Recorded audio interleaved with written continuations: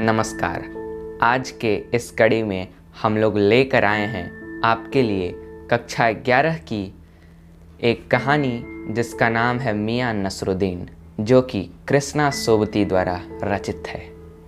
कृष्णा सोबती द्वारा रचित मियां नसरुद्दीन एक शब्द चित्र है जिसमें लेखिका ने खानदानी नानबाई मियां नसरुद्दीन के व्यक्तित्व के विभिन्न पक्षों को उजागर किया है।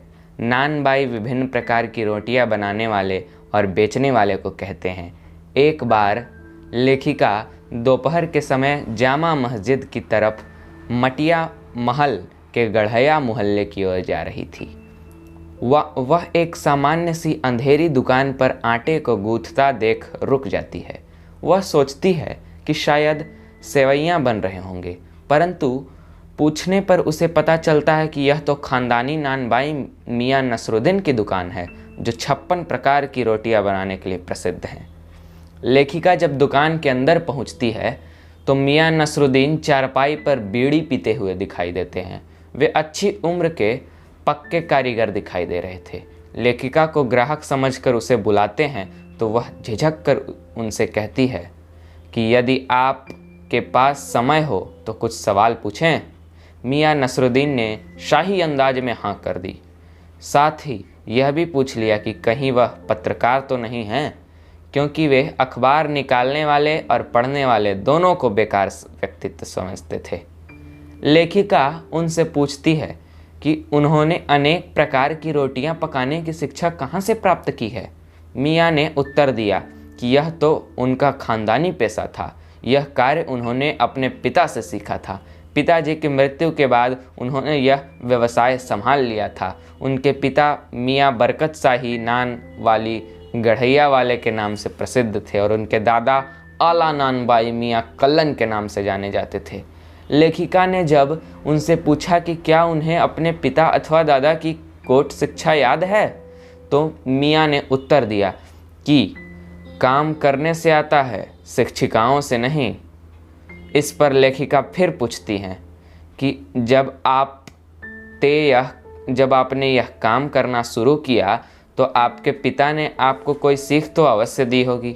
इस पर मियां कहते हैं कि जिस प्रकार एक शिक्षक बच्चे को अलिफ बे जिम पढ़ाना सिखाता है और एक दूसरी पढ़ाई होती है जिसमें बच्चों को विद्यालय में कच्ची पक्की या दूसरी कक्षा में न बैठाकर सीधे तीसरी कक्षा में बैठाया जाता है, तो आप ही बताइए कि उन 3 कक्षाओं का क्या हुआ, तीसरी में ही क्यों बैठाया गया। जब लेखिका इसका ठक्कर नहीं दे पाती तो वे स्वयं को समझते हैं कि हमने पहले बर्तन धोना, मिट्टी बनाना, भट्टी जलाना आदि सीखा और अंत में नानबाई कार्य करना सीख गए। लेखिका ने उनसे पूछा कि अपने खानदानी नानबाई होने की बात कही थी, क्या यहाँ और भी नानबाई हैं? इस पर मियां ने बताया कि हैं, परंतु वे खानदानी नहीं। उन्होंने कोई पुराना बात याद करते हुए कहा कि एक बार बादशाह ने हमारे बुजुर्गों से पूछा था कि कोई ऐसी चीज़ खिला सकते हो जो बादशाह की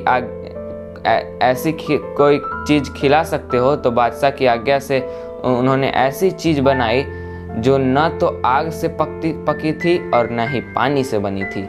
लेखिका के उस चीज़ के बारे में पूछने पर मियां ने केवल इतना ही कहा कि यह न पूछिए, क्योंकि खानदानी नानबाई तो कुएं में भी रोटी पका सकता था। इस पर लेखिका ने पूछा कि उन बुजुर्गों ने शाही बावर्ची खाने में भी काम किया था। इस पर मियां ने उत्तर दिया कि यह बात तो पहले ही हो चुकी है। तब लेखिका बादशाह का नाम पूछती है। मियां नहीं बता पाते।